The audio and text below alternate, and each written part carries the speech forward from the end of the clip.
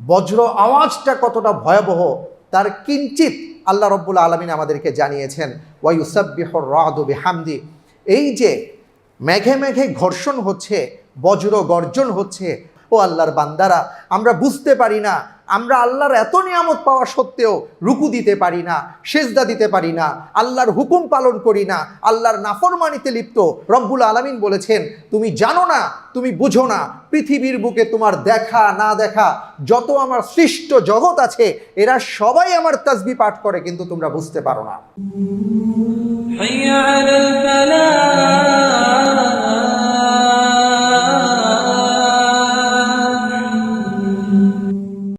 আজকে যে বিষয়টি নিয়ে আপনাদের সামনে আলোকপাত করব অত্যন্ত গুরুত্বপূর্ণ একটি বিষয়। আমার মনে হয়েছে যে এই ব্যাপারে আমাদের কিছু জানা দরকার। সেই বিষয়টি হচ্ছে, ইদানিং আমরা প্রায় শুনতে পাচ্ছি, আলহামদুলিল্লাহ আশেপাশে আমাদের এখন এই অঞ্চলে বাংলাদেশে প্রচুর পরিমাণে বৃষ্টি হচ্ছে, আমরা দেখতে পাচ্ছি, মাশাআল্লাহ। বৃষ্টি নিয়ে আমরা কিছু কথা শুনব, বৃষ্টির কিছু আমল আছে সেই বিষয়গুলো নিয়ে জানব। পাশাপাশি আরেকটা ভয়াবহ ব্যাপার আছে, সেটা হলো যে বৃষ্টির আগে মেঘ যখন কালো হয়, প্রচণ্ড বজ্রের শব্দ হয়, বজ্রপাত হয়। কেন বজ্রপাত হয়? আমাদের বাংলাদেশে প্রায় গড়ে বছরে 150 থেকে 200 মানুষ বজ্রপাতে মৃত্যুবরণ করেন। আমরা অনেক সময় বিজ্ঞানের নানা ধরনের ব্যাখ্যা দেখি, ব্যাখ্যা শুনি। এটা খুবই স্বাভাবিক ব্যাপার যে আপনি যখন সমুদ্রে থাকবেন, আপনার সমুদ্রে যখন আপনি বিশাল একটা জাহাজে আছেন, দেখতে পাচ্ছেন যে পাহাড়ের মতন বিশাল একটা ঢেউ এদিকে ধেয়ে আসছে, আপনার জাহাজটাকে উল্টে দিচ্ছে। এখানে দুটো বিষয়, একটা হলো বিজ্ঞান ব্যাখ্যা করবে যে ঢেউটা কেন উঠেছে, কেন ঢেউটা বড় হয়েছে, কি কি কারণে বড় হয়েছে, সুনামি কেন হয়, সেটা আলাদা ব্যাপার। আরেকটা হচ্ছে ওই জাহাজে যেই নাবিক বা যারা যাত্রী আছেন তারা যখন এই দৃশ্যটা দেখেন তখন তারা বুঝতে পারবেন বা বুঝতে পারেন ভয় কাকে বলে। ছোটোবেলায় একবার আমার এই অভিজ্ঞতা হয়েছিল, যখন চাঁদপুরের মোহনাতে আমি যখন ছিলাম তখন দেখেছিলাম যে হিন্দু মুসলিম সমস্বরে সবাই তখন আল্লাহ আল্লাহ বলছেন। অনেক মহিলারও দাঁত লেগে গিয়েছিল, অনেকে হার্ট ফিল করেছেন, ফিট হয়ে পড়ে গেছেন, এত ভয়াবহ ঢেউ ছিল। এটা মোটামুটি ওদিকে যারা যান আর কি, আমাদের শরীয়তপুর, বরিশাল, তারপরে চাঁদপুরের দিকে যারা যান এটা ভালো করে জানেন, মুন্সিগঞ্জের মানুষও মোটামুটি জানেন। তো যাই হোক, যে কথা বলছিলাম যে ঢেউ দেখে আমরা বুঝতে পারি যে ঢেউটা কত ভয়াবহ হতে পারে। ঠিক এমনি করে আমরা যখন ভূমিকম্প দেখি, এটা নিয়ে আমাদের ব্যাখ্যা হয় যে প্লেটগুলো সরে গিয়েছে, নানা ধরনের প্লেট আছে আমরা জানি, সেই প্লেটগুলো যখন সরে যায় ভূমির নিচ থেকে তখন ভূমিকম্প হয়। ঠিক এমনি করে আমরা দেখি যে আকাশে যখন মেঘের মধ্যে ঘর্ষণ হয় তখন আমরা বলি যে একটা বিকট শব্দ হয় এবং বজ্রপাত হয়, বিদ্যুৎ চমকায় ইত্যাদি। কিন্তু সব কিছুর পেছনে একটা গুরুত্বপূর্ণ বিষয় আছে, সেটা হলো ওয়ালা নুযীকান্নাহুম মিনাল আযাবিল আদনা দুনাল আযাবিল আকবারি লাআল্লাহুম ইয়ারজিউন। সেটা হলো রব্বুল আলামিন চান যে তার বান্দারা ফিরে আসুক। যখনই বান্দারা গুনাহের মধ্যে লিপ্ত হয়, নাফরমানিতে লিপ্ত হয়, তখন আল্লাহ তাআলা নানা ধরনের আল্লাহর পক্ষ থেকে কিছু ছোট ছোট আযাব পাঠান। সে আযাবগুলো দেখে যেন বান্দা ভয় পায়, ভয় পেয়ে যেন সে ফিরে আসে। এই জন্য রব্বুল আলামিন মাঝে মাঝে তার পক্ষ থেকে তার ক্ষমতার, তার কুদরতের কিঞ্চিত ছটা আমাদেরকে দেখান। এর মধ্যে একটা হচ্ছে বজ্রপাত। বছরে 200 লোক মৃত্যুবরণ করা বজ্রপাতে, এটা চারটিখানি কথা নয়। এবং আপনারা যারা বজ্রপাতের সময় বজ্র গর্জন শুনে থাকেন বুঝতে পারেন যে কি ভয়াবহ শব্দ, কত উপরে আমাদের উপরে মেঘমালা, সেখানের শব্দগুলো আমরা জমিনে থেকে যেভাবে পাই, তাহলে ওই জায়গার অবস্থাটা কি সেটা একটু ভাবতে পারেন। আল্লাহ রব্বুল আলামিন এই সম্পর্কে কি বলেছেন, এটা খুব গুরুত্বপূর্ণ বিষয়। এই জন্য আমি বলছি, অনেক সময় আমরা বিজ্ঞানের উপর, বিজ্ঞানের ঘাড়ে চড়ে ব্যাপারগুলোকে হালকা মনে করার চেষ্টা করি, কিন্তু এর মাধ্যমে যে আমাদের এতাবার নেয়া, শিক্ষা নেওয়ার ব্যাপার আছে, এগুলো আমরা ভুলে যাই। তাই কথাগুলো বলছি। সূরাতুর রাদ নামে একটা সূরাই আছে, আল্লাহ তাআলা নাজিল করেছেন। রাদ মানে হচ্ছে এই যে বিদ্যুতের যে বজ্র বা বজ্রপাত, এটাকে রাদ বলা হয়। পবিত্র কোরআনুল কারীমে 3 ধরনের শব্দ এসছে, আমি আপনাদেরকে বলবো। তো সূরাতুর রাদ, একটা রাদ নামে একটা সূরাই আছে, আল্লাহ তাআলা বলেছেন। এই সূরার 13 এবং 14 নম্বর আয়াতে রব্বুল আলামিন ইরশাদ করেন, হুয়াল্লাযী ইউরীকুমুল বারকা খাওফাও ওয়া তামাআও ওয়া ইউনশিউস সাহাবা সিকাল তিনি হচ্ছেন সেই মহান রব, সেই মহান সত্তা, যে মহান ক্ষমতার অধিকারী, যিনি কি করেন, ইউরিকুমুল বারকা খাউফান ওয়া তামাআন, যিনি এই বিদ্যুতের চমক, বজ্রপাত ঘটান। এটা কেন? ভয়ের কারণে, তোমরা যেন ভয় পাও, তোমরা যেন উপলব্ধি করতে পারো যে আল্লাহর ক্ষমতা অসীম। আপনি সব দিক থেকে নিজেকে আর কি বলবো, সিকিউরড ভাবছেন, কিন্তু আপনি যে আসলে সিকিউরড না, যেই কোনো মুহূর্তে যে আপনি বিপদে পড়ে যেতে পারেন, এটা যেন আপনি বুঝতে পারেন। রব্বুল আলামিন এটা আপনাকে শিক্ষা দিচ্ছেন। ওয়াতামান ওয়ায়ুনশিউ সাহাবা সিকাল, আবার এই বিদ্যুৎ চমকের পরে, বজ্রপাতের পরে আবার আশাস্বরূপ তিনি বৃষ্টি বর্ষণ করেন। দুটো বিষয় থাকে, একটা হলো ভয়, আরেকটা হলো আশা। আমরা আল্লাহকে ভয় করব এবং আল্লাহর রহমতের প্রত্যাশা করব। রব্বুল আলামিন দুটোই কিন্তু রেখেছেন। প্রথমে বিদ্যুতের গর্জন থাকে, বজ্রপাত থাকে, এরপরে বর্ষণ থাকে। আর বর্ষণের মাধ্যমে কি হয় আমরা ভালো করেই জানি, যে বর্ষণ ছাড়া, বৃষ্টি ছাড়া আমাদের নেয়ামতের যা কিছু দেখতে পাচ্ছি, এই নেয়ামত কোনো কিছুই পাবো না। আল্লাহ তাআলা বৃষ্টির মাধ্যমে সব কিছুর ব্যবস্থা করে দিয়েছেন। এই বিষয়ে পরে ইনশাআল্লাহ তাআলা আমি আলোচনা করব। এরপরে রব্বুল আলামিন বললেন, ওয়ায়ুসাব্বিহুর রা'দু বিহামদিহি ওয়াল মালাইকাতু মিন খাইফাতি। এই বজ্রপাতটা কতটা ভয়াবহ, বজ্র আওয়াজটা কতটা ভয়াবহ, তার কিঞ্চিত আল্লাহ রব্বুল আলামিন আমাদেরকে জানিয়েছেন।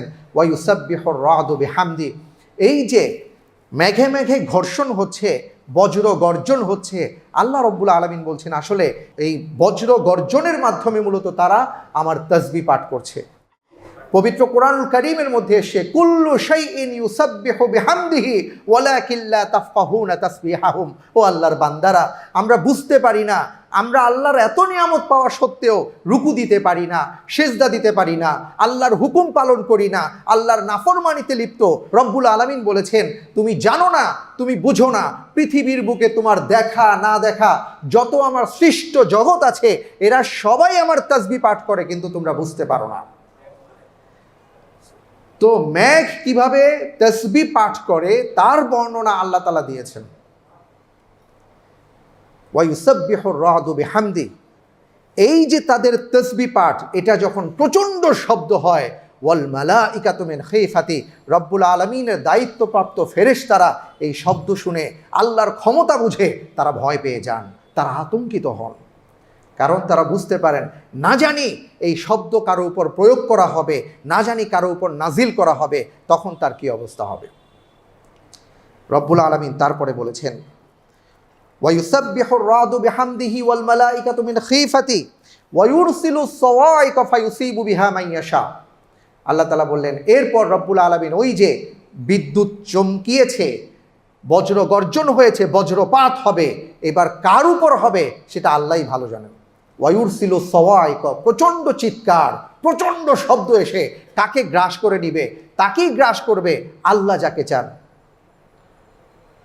এরপরে বলেছেন, ওয়াহুয়া শাদীদুল মিহাল, আল রব্বুল আলামিন হচ্ছেন এমন মহান সত্তা, কেউ যদি আল্লাহর বিরুদ্ধে চক্রান্ত করে, সেই চক্রান্তের জবাব আল্লাহ তাআলা খুব দ্রুতই প্রদান করে থাকেন।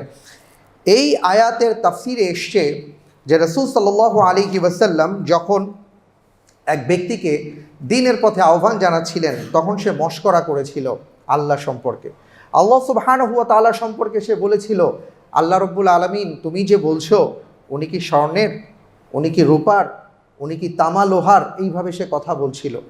এইভাবে আল্লাহ রসুল সাল্লাল্লাহু আলাইহি ওয়াসাল্লাম তার কাছে 3 দিন গিয়েছিলেন, 3 দিনই সে একই জবাব দিয়েছে।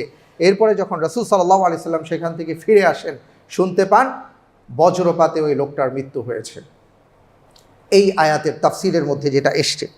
এখন আমি যেটা বলতে চাই সেটা হলো যে বজ্রপাত এটা কি কেবল আমাদের জন্যই ভয়ের কারণ ছিল? না, এটা সর্বযুগেই ভয়ের কারণ ছিল।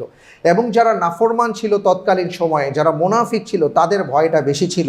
আপনারা সূরাতুল বাকারার মধ্যে পাবেন, সেখানে রব্বুল আলামিন বলেছেন, ইয়াকাদুল বারকু ইয়াখতাফু আবসারহুম কুল্লামা আযাআ লাহুম মাশাউ ফি ওয়া ইযা আযলামা আলাইহিম কামু ওয়ালাউ শা আল্লাহু লাযাহাবা বিসামাইহিম ওয়া আবসারিহিম ইন্নাল্লাহা আলা কুল্লি শাইইন কাদির।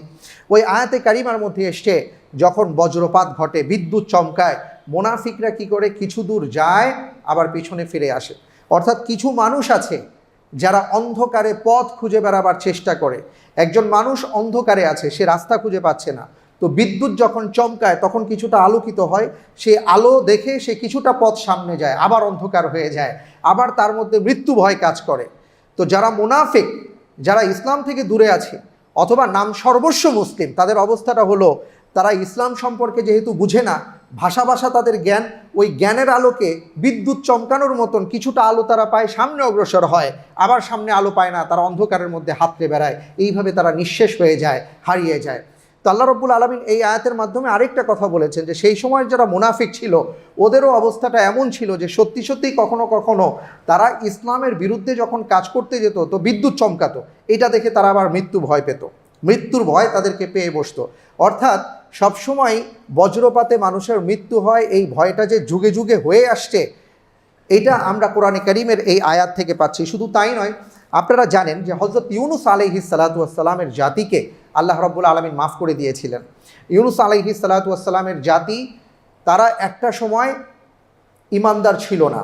ইউনুস আলাইহিস সালাতু ওয়াস সালাম যখন তাদেরকে ঈমানের পথে আহ্বান করেছিলেন তারা অনেক ধরনের ঠাট্টা মশকরা করেছিল, কিন্তু যখন আকাশের মেঘ তারা দেখতে পেয়েছিলেন, হযরত ইউনুস আলাইহিস সালাম তাদেরকে বলেছিলেন যে শোনো, মেঘ কালো হয়ে আসবে, প্রচণ্ড বর্ষণ হবে, বিদ্যুৎ চমকাবে, বজ্রপাত হবে, আল্লাহ তোমাদেরকে ধ্বংস করে দিবেন।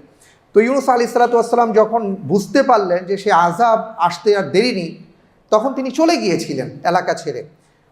তার জাতি বুঝতে পেরেছেন যে হ্যাঁ, ইউনুস যেই কথা বলেছেন এটা তো বাস্তবায়ন হতে যাচ্ছে, অবশ্যই আল্লাহ আছেন। তো সবাই মিলে তখন আল্লাহর কাছে তওবা করেছিলেন। পরিস্থিতিটা কি ছিল রব্বুল আলামিন কোরআনে কারীমের আয়াতের মধ্যে বলেন, লাম্মা আমানু কাশাফনা আনহুমুল আযাব আল খিজি ফিল হায়াতিদ দুনিয়া। যখন তারা ঈমান আনলো তখন আমি তাদের কাছ থেকে আযাবটাকে সরিয়ে নিলাম। সেই আযাবের প্রাথমিক স্তরটা ছিল কিন্তু বিদ্যুৎ চমকাচ্ছিল, আকাশ কালো হয়ে গিয়েছিল, বিদ্যুৎ চমকাচ্ছিল আর বজ্রপাত ঘটছিল। তখন তারা বুঝতে পেরেছিল যে একটু পরেই আরও ভয়াবহ পরিণতির দিকে আমাদের যেতে হবে, আসো সবাই তওবা করি। সবাই যখন তওবা করেছিলেন রব্বুল আলামিন সেই জাতিকে মাফ করে দিয়েছিলেন। সুবহানাল্লাহি ওয়া বিহামদিহি। এখান থেকে একটা বিষয় আসছে ভাই, সেটা হলো যে যখন বিদ্যুৎ চমকায় অথবা বজ্রপাত ঘটে তখন আল্লাহর কাছে তওবা করতে হয়, ইস্তিগফার করতে হয়। আমরা আরও জানবো ইনশাআল্লাহ তাআলা এই সময় আমাদের প্রিয় হাবিবে মুস্তাফা সাল্লাল্লাহু আলাইহি ওয়াসাল্লাম তিনি কি কি আমল করতেন, এই ব্যাপারগুলো আমরা জানবো ইনশাআল্লাহ তাআলা। তার আগে আমি একটু বলি, সেটা হলো যে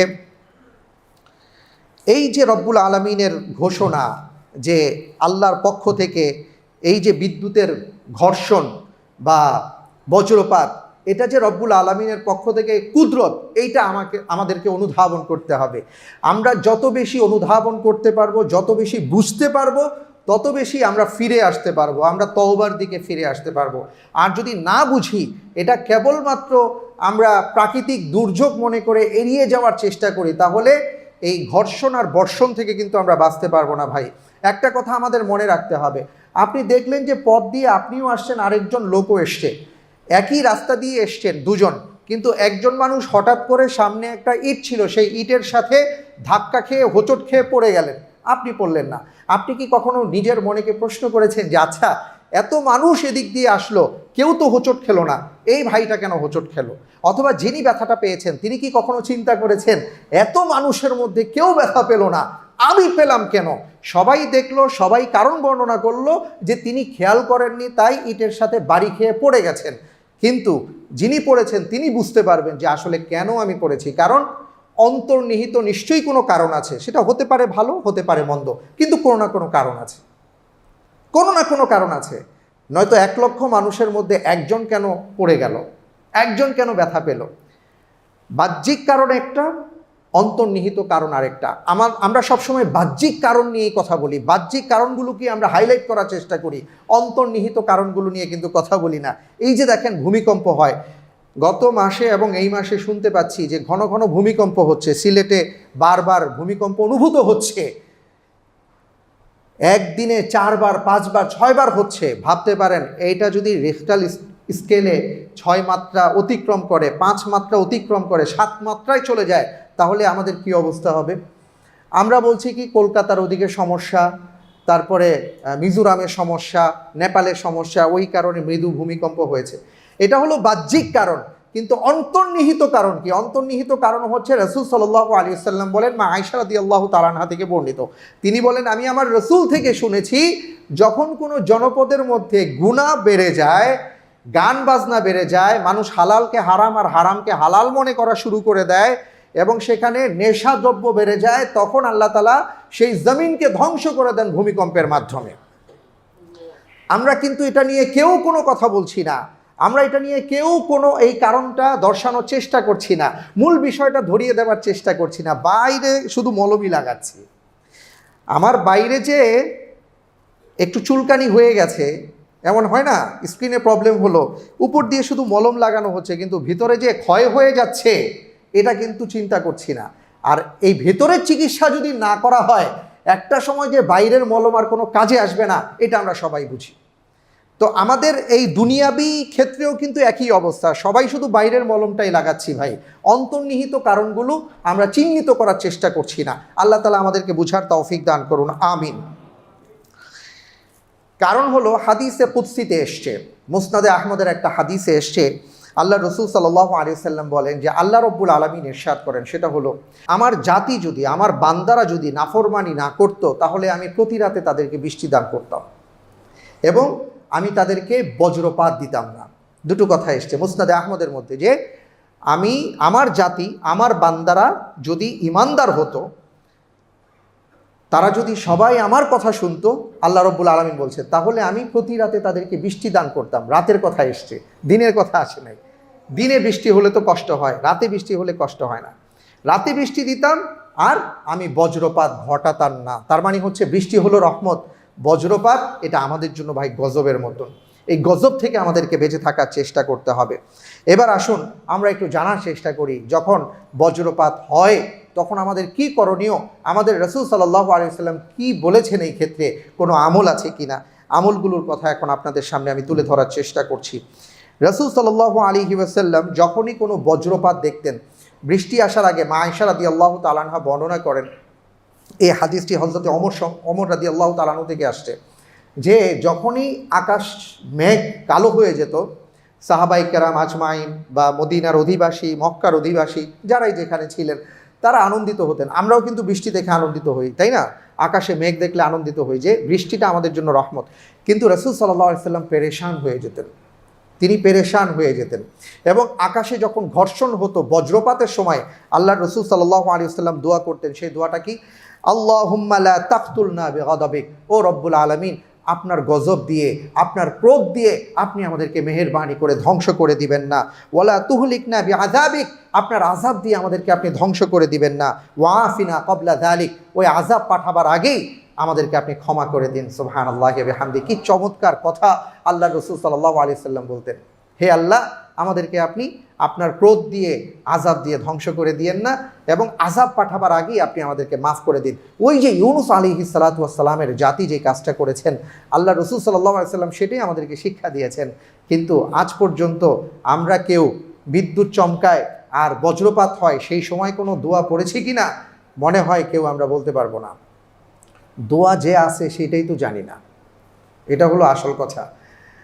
অথচ রাসূল সাল্লাল্লাহু আলাইহি ওয়াসাল্লাম দেখেন সব কিছু আমাদেরকে বলে গেছেন, রেখে গেছেন আমাদের জন্য সম্পদ, কিন্তু আমাদের খবর নাই। কেমন পোড়া কপাল জাতি আমরা।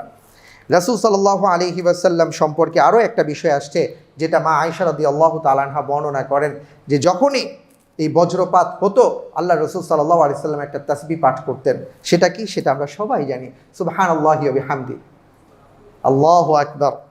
রাসূল সাল্লাল্লাহু আলাইহি ওয়াসাল্লাম এটাই বলতেন, সুবহানাল্লাহি ওয়া বিহামদিহি, আল্লাহর প্রশংসা করতেন, আল্লাহর বরত্ব প্রকাশ করতেন, যে আল্লাহ, এই যে বিদ্যুৎ চমকানোর মাধ্যমে, বজ্রপাতের মাধ্যমে আকাশের মেঘগুলো তোমার তাসবিহ বর্ণনা করছে, আমিও তোমার তাসবিহ বর্ণনা করছি, সুবহানাল্লাহি ওয়া বিহামদিহি। আমরাও যদি আল্লাহর তাসবিহ ওই সময় বর্ণনা করি, ইনশাআল্লাহ তাআলা রব্বুল আলামিন আমাদেরকে হিফাজত করবেন। আল্লাহ তাআলা সেইভাবে আমাদেরকে আমল করার তৌফিক দান করুন। আমরা সবাই বলি আমিন। এবার আমি যেই কথাটা বলতে চাই সেটা হচ্ছে, মা আয়েশা রাদিয়াল্লাহু তাআলা আনহার ওই হাদিস থেকে বলি, যে রাসূল সাল্লাল্লাহু আলাইহি ওয়াসাল্লাম বলেছেন যে যখন মেঘে ঘর্ষণ হয় বা বজ্রপাত হয়, তখন বেশি বেশি তোমরা ইস্তিগফার করো, আল্লাহর কাছে ক্ষমা প্রার্থনা করো। কারণ অনেক জাতিকে আল্লাহ তাআলা এই কারণেই ধ্বংস করে দিয়েছেন। তো আমাদের ক্ষমা প্রার্থনা করতে হবে, তাওবা করতে হবে, ইস্তিগফার করতে হবে, এই দোয়াগুলো পাঠ করতে হবে। পাশাপাশি আমি একটু আপনাদের দৃষ্টি আকর্ষণ করব যে কোথাও যদি বজ্রপাত ঘটে তখন আমাদের কি করণীয়, কিছু দিক নির্দেশনা দেয়া আছে, যেগুলো আমরা পালন করার চেষ্টা করব। পাশাপাশি আল্লাহর কাছে তওবা ইস্তিগফার করব। যেমন ওই সময় যখন বজ্রপাত হয় তখন কোনো ধাতব জিনিস যেন আমি স্পর্শ না করি, এই ব্যাপারে আমাদেরকে সতর্ক থাকতে হবে। আমাদের বাসা বাড়িতে সিঁড়িতে বা জানালাতে আমি হাত রাখবো না, বা কোনো ধাতব জিনিসে যেন আমি হাত না রাখি, এদিকে আমাদেরকে সতর্ক দৃষ্টি রাখতে হবে। এবং যে সকল খোলা জায়গা আছে, খোলা জায়গার মধ্যে বজ্রপাত হয়, সেখানে বলা হয়েছে যে 4 মিটার দূরে দূরে অথবা 50 থেকে 100 ফুট দূরে দূরে আমরা অবস্থান করব। এমন অনেক সময় হয় কোনো খোলা জায়গার মধ্যে বজ্রপাত ঘটছে, কেউ যদি থাকেন তাহলে পাশাপাশি কেউ দাঁড়াবেন না, দূরে দূরে 50-100 মিটার দাঁড়ানোর কথা বলা হয়েছে। এবং বজ্রপাতের সময় বলা হয়েছে যে পায়ের আঙ্গুলের উপর দাঁড়িয়ে কানের মধ্যে আঙ্গুল দিয়ে চুপ করে বসে থাকতে বলা হয়েছে। এবং কোনো গাছের নিচে কেউ বসবেন না, গাছের নিচে কেউ দাঁড়াবেন না। পাশাপাশি আমরা দেখি যে অনেক ধরনের কলাম আছে, বিম আছে, যেই বিমগুলোর মধ্যে ধাতব পদার্থ থাকে, ওই সব জায়গায় কেউ দাঁড়াবেন না। মোবাইল নেটওয়ার্কের নিচে, টাওয়ারের নিচে কেউ অবস্থান করবেন না। এই দিক নির্দেশনাগুলো আছে, আমরা এগুলো পালন করার চেষ্টা করব। বিশেষ করে বাচ্চাদের ক্ষেত্রে খুব সাবধানতা অবলম্বন করতে হবে। বাচ্চারা বুঝে না, অনেক সময় খেলাধুলা করতে যায়, ওই মুহূর্তে অনেকেই এমন দুর্ঘটনার শিকার হয়, আম কুড়াতে গিয়ে দুর্ঘটনার শিকার হয়। এগুলো যদিও আমাদের এখানে কম, কিন্তু এই জন্য বলছি যে এটা যেহেতু ছড়িয়ে যায়, আমাদের কথাগুলো ছড়াবে, সবাই আমরা সতর্ক দৃষ্টি রাখবো ইনশাআল্লাহ তাআলা। আর সবচেয়ে বড় কথা হলো ওই যে আমাদের দোয়া, ইস্তিগফার, এগুলো সবসময় চলবে। আল্লাহ তৌফিক দান করুন, আমিন।